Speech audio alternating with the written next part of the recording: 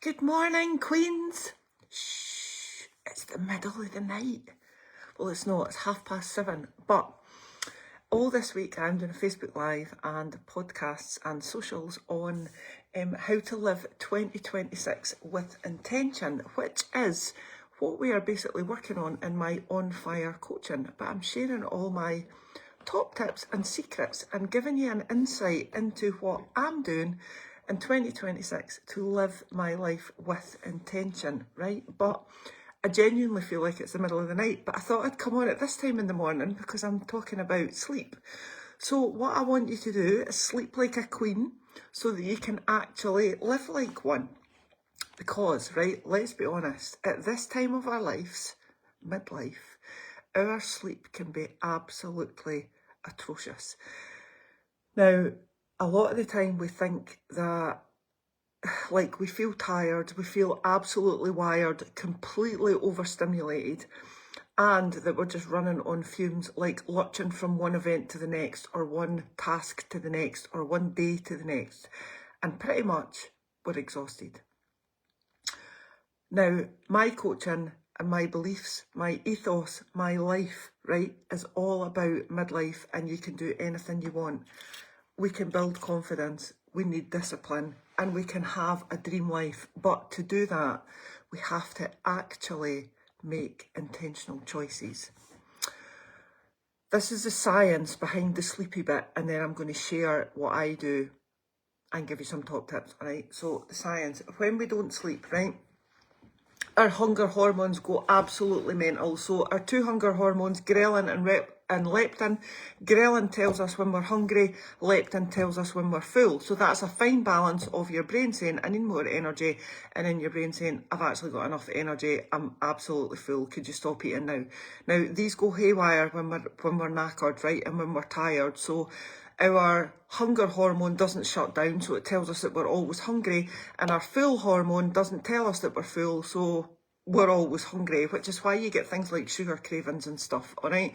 Our willpower absolutely disappears. It just disappears off the scale, right? Which is why when you're tired, you go to the takeaway shop, you can't be arsed cooking, you just want to sit on the sofa, you didn't move, right? It's all connected.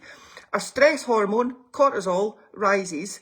Belly fat loves this, absolutely loves it. So if we're undersleeping, we're eating shite because our hormones are all over the place, we feel stressed and anxious because we're not sleeping, then belly fat kicks in as well. And that's why sometimes we have the meno, or what people call the meno belly. Our body stores fat in different places, and it likes our tummy area.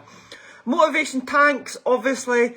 Our mood drops, we get anxious, right? Our anxiety increases, and our decision making gets sloppy.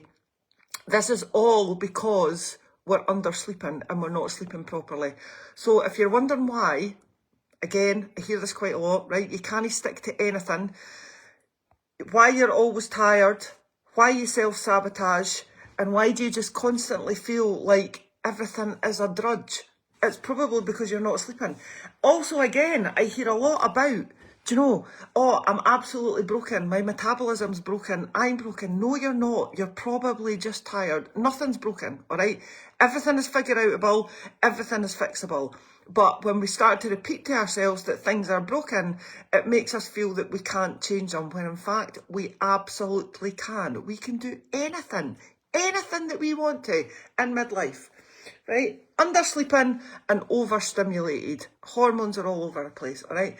What we need to do is appreciate how a good night's sleep can literally change your day, change your world, change your life. We want consistently good sleep, all right? But consistently good sleep, or the fight for consistently good sleep, is an intentional decision. We don't earn sleep, all right? We don't earn sleep by being productive. And it's not like we only deserve sleep or we only deserve rest if we've put the effort in. We're human beings, we're not robots. We absolutely need to have intentional rest and intentional sleep. We want to sleep well so that we can live well, all right? So my pre-bed routine, this is exactly what I do every night. Most of the time, there is times in my life when this all goes to shit. admittedly, right? I'm not perfect, nobody's perfect, but this is what I do most of the time, and it's specifically what I do if I feel a bit anxious or a bit ratty, a bit ragey, and just generally tired, right? My phone goes away. My phone goes away after my dinner. Now, that depends what time I have my dinner at, obviously, but it's definitely away by 8 o'clock. It's usually about 7, but sometimes I am a bit lazy, but it's definitely away by 8, all right? So my phone goes away. At about 8:30, 8:45, I go away up the stairs, right? There's no television in our bedroom for this reason. So the television goes off. If I was staying down the stairs, the television would go off, but I choose to go up the stairs, so there's no television. I have a shower. This lets my brain know that we're coming into quiet time, we're coming into rest time, we're coming into getting ready for bedtime. After a nice warm shower. Now, I don't always get washed in the shower at night, at this time of night, all right? Because chances are I've had a shower in the morning after I've done my training, and I've possibly had a shower after my afternoon training. So I don't always have a washing shower. I just actually stand under the hot water, tie my hair up out the way, stand under the hot water for about 2 minutes. It's just lovely. It's just, honestly, you should try it. It's just lovely. Come out the shower, get into my bed, which is...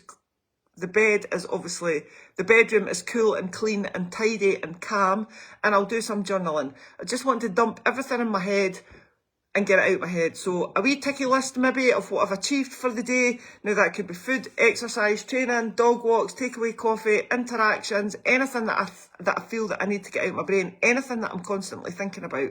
And a wee list for tomorrow. Now, I don't write a massive to-do list for tomorrow, because then you just fall asleep thinking, oh my God, I've got so much to do tomorrow.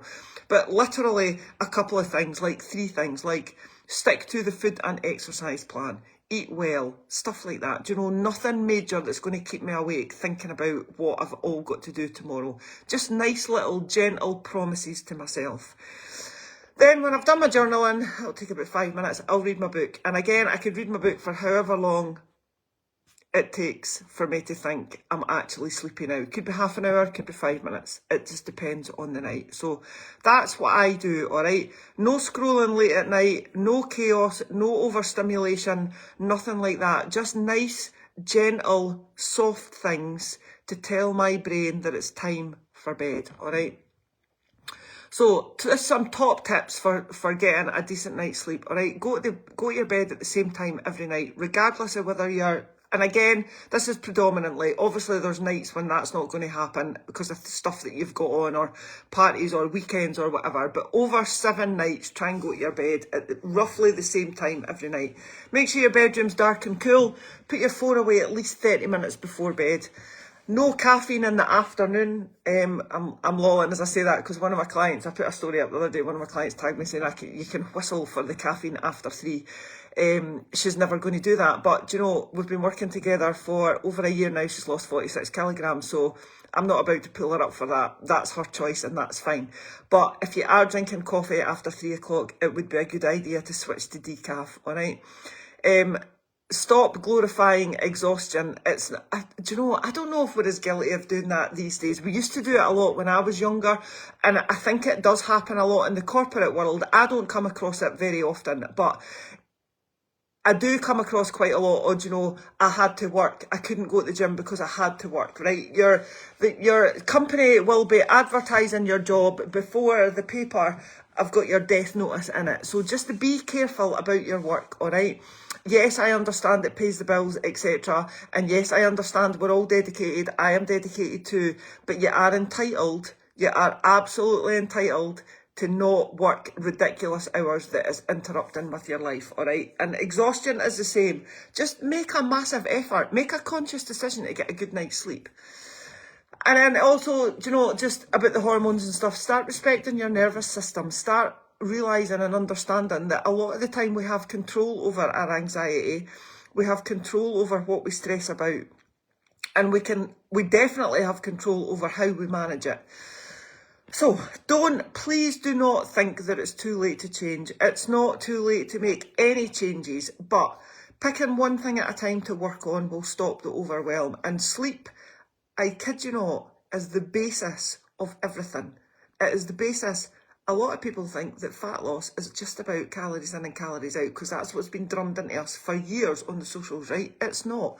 It is, technically, scientifically, it's basically you need to eat less than your body needs, all right? But there's things that you can do to help that, to make it feel a bit easier to do. And one of those things is protecting your sleep, all right? You can literally do anything, but we have to do stuff with intention. We have to make a conscious decision to do it, and we have to make conscious choices. We've always got choices. So no one is coming to your rescue. No one is no one is going to come and say to you, give me your to-do list, and you just go for a lie down.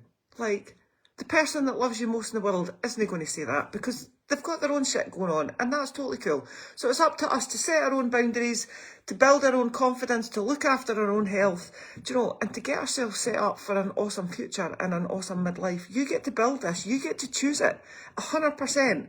But it's got to be done by intentional decisioning, or intentional decision making, all right? Sleeping, and good quality sleeping, is a choice. So 2026, if you want it to look a wee bit different from 2025, so that you're not knackered, you're not filled with overwhelm or anxiety, and you don't feel guilty towards yourself, all right? This is what my On Fire coaching that launches on the 20th of January is all about, right? It's not just about dieting. In fact, it's not even about dieting. It's not about fat loss. However, chances are you'll get fat loss because you'll be doing everything else, which will make you make some good intentions with your food choices. You will naturally want to pick the healthy option because you've slept well, because you've done your daily steps, and because you've moved. All right. So it's about habits. It's about mindset.